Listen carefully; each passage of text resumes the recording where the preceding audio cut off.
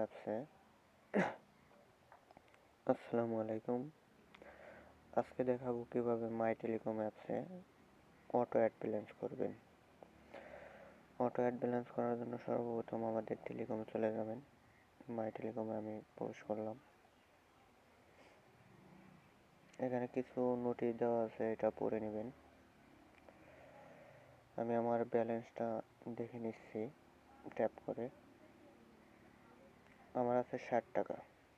আমি এখন add balance করবো। অ্যাড ব্যালেন্স করার জন্য এইখানে অ্যাড ব্যালেন্সে ক্লিক করবেন। আমি অ্যাড ব্যালেন্সে ক্লিক করলাম।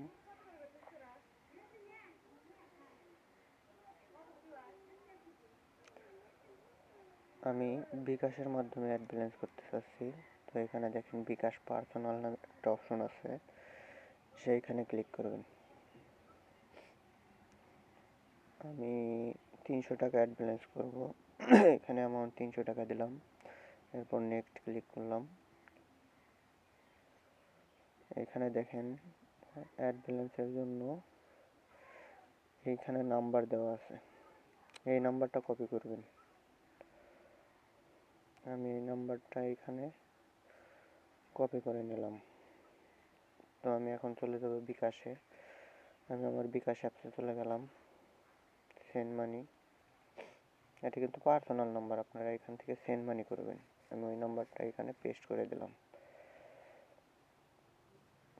আমি 300 টাকা অ্যাড ব্যালেন্স করব। তারপরে এখানে আপনার বিকাশের পিনটা দিয়ে দেবেন। আমি আমার বিকাশের পিনটা দিয়ে দিলাম। তারপর এখানে ট্যাপ করে রাখলাম। 300 টাকা সেন্ড মানি হয়েছে। এখানে যে ট্রানজ্যাকশনটা দেওয়া হয়েছে এটা কপি করে নেবেন। এই ট্রানজ্যাকশনটা কপি করবেন।